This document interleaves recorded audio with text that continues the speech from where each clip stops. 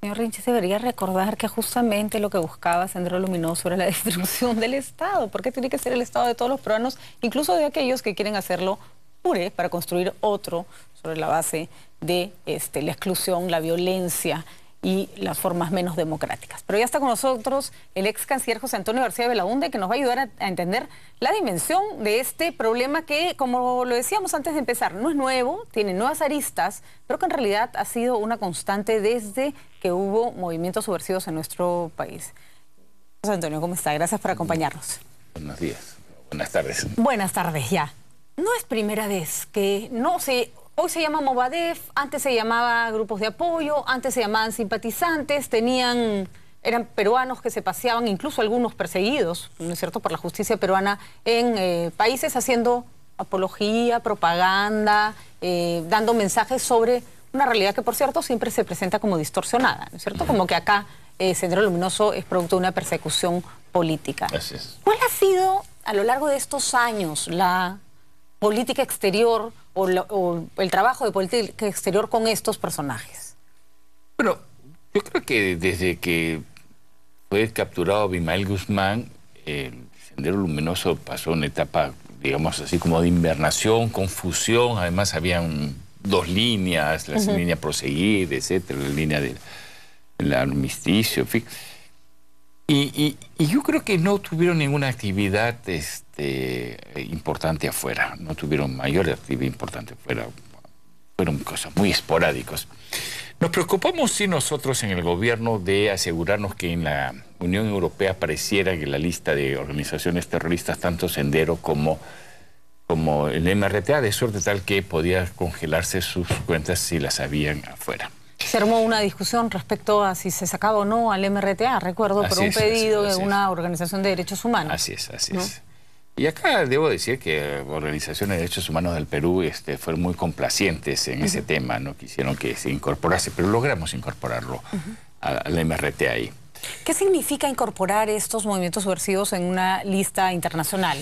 Significa que funciona la cooperación contra el terrorismo. Significa que podemos eventualmente pedir, sabemos que existen tales cuentas en tales bancos de estas organizaciones, por favor bloqueen. Significa eso, cooperación internacional. Y que sean considerados terroristas estas personas en el exterior, ¿no es cierto? Y que, bueno, tendría que tener una acusación formal. Pero lo importante es que el 11 de septiembre, famoso, con la destrucción de el ataque a las Torres Gemelas, se creó una conciencia en el mundo de no hacer concesiones a grupos terroristas. Hasta el 11 de septiembre del año 2001 se era muy concesivo con grupos terroristas. Hoy día ya no. Entonces, cualquier estrategia que queramos hacer frente a grupos como el Movadef va a encontrar cierta receptividad afuera que antes probablemente no teníamos porque... decía, no, en Perú la injusticia, la desigualdad, son presos de conciencia, cosas por el estilo. Eso ya no es tan así hoy día, gracias o debido a, más que gracias, pues, por Dios, que fue una tragedia, debido al 11 de septiembre. Y creo que eso es lo importante, que debamos estar preparados, porque van a ser, ya conocemos la canción, como dicen los franceses. Entonces, lo que va a hacer Sendero es empezar lo que hizo en Argentina y en México, replicarlo en todas partes y crear corrientes de opinión internacional. Hay países, ni se duda, que tienen una visión más complaciente con estos grupos que los consideran luchadores sociales, ¿no? Cuba, ni qué decirlo, ¿no es cierto? Sí, pero no se mete en eso Cuba. Pero ahí se van a refugiar muchos, pues, ¿no? Timochenko no daba el otro día su conferencia desde La Habana. Venezuela también se puede o se podría haber hecho loco en algún momento. En fin. Sin embargo, hay otros que no. Creo que Argentina no está dentro de ese rubro, a pesar de que tiene movimientos de derechos humanos bastante fuertes. ¿Cómo combatir ese tema? Porque a mí me da la impresión que el tema acá tampoco lo tenemos resuelto. Una cosa es un terrorista que ha puesto una bomba y otra cosa es una persona que simpatiza con determinada ideología afiliada a Sendero Luminoso. Y el argumento de las personas no se les puede perseguir por sus ideas parece ser un argumento fuerte para dejarlos en la calle. ¿Cómo hacemos para que esta política tan vaga que tenemos a nivel interno con estos grupos no repercuta en acciones como las del señor Lynch? Más allá de que es una torpeza personal, ¿no? Sí, no es más anecdótico que otra cosa.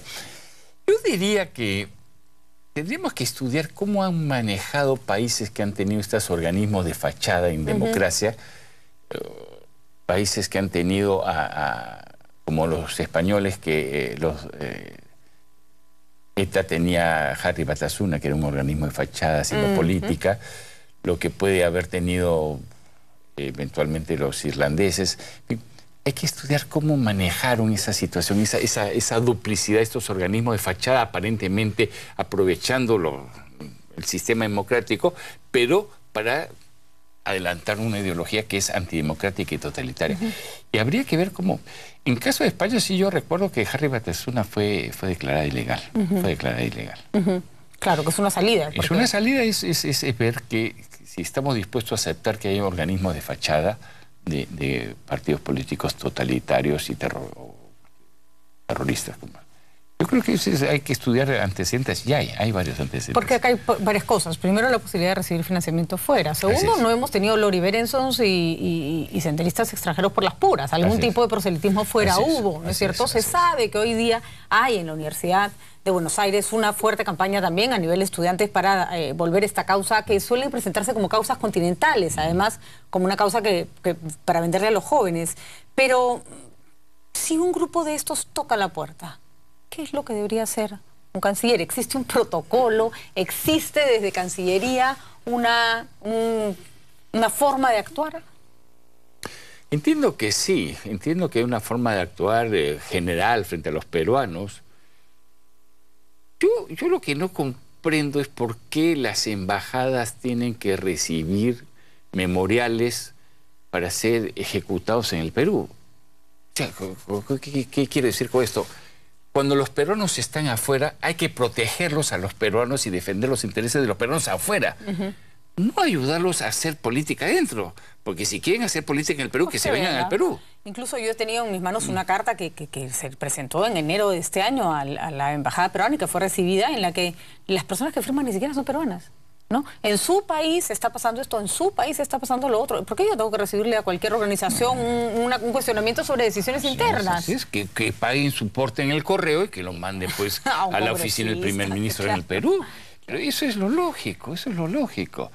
O sea, los peruanos tienen todo el derecho a ser protegidos por las embajadas y los consulados y recurrir a ellos cuando sus derechos sean amenazados, en fin, para cualquier cosa. ¿Cuál es el límite? Por ejemplo, si un representante de Movadef, vamos a ponernos en todos los casos, porque creo que el caso amerita hacerse las preguntas, si un representante de Movadef, que por cierto, por el momento no está haciendo nada tipificado como ilegal dentro de nuestra legislación, salvo que quiera inscribirse en un partido político, sufre un accidente, ¿no es cierto? Sufre un accidente y por lo tanto, no sé, tiene que ser atendido.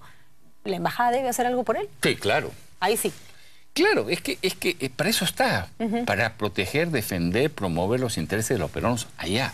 En ese sentido... No para que los peruanos allá hagan política desde allá acá. No, si quieren hacer política, que vengan a hacerla aquí. En ese sentido, cuando Nicolás Lynch dice la embajada de todos los peruanos, debería referir estrictamente a eso. Eso, que tienen que proteger a todos los peruanos, sí, yo creo que sí. Sin embargo, no hacerlos partícipes de actividades políticas. Que vengan acá. La política se hace acá, no se hace allá.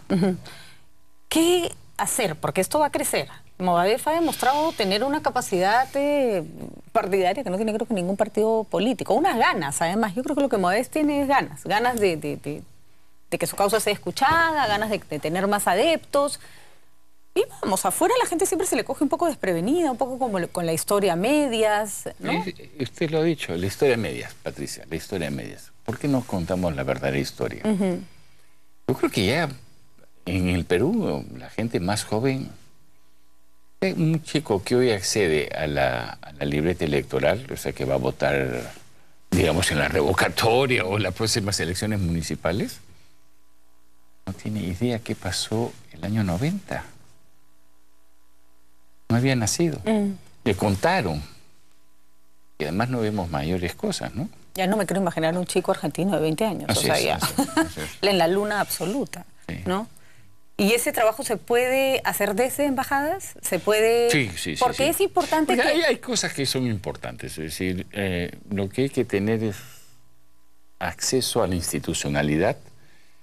Y a la institucionalidad, cuando digo, son instituciones del Estado donde el país tiene embajada, instituciones no estatales, pero medios de comunicación, etcétera, plantear qué es lo que pasó y por qué están los señores que están en la cárcel. ¿No?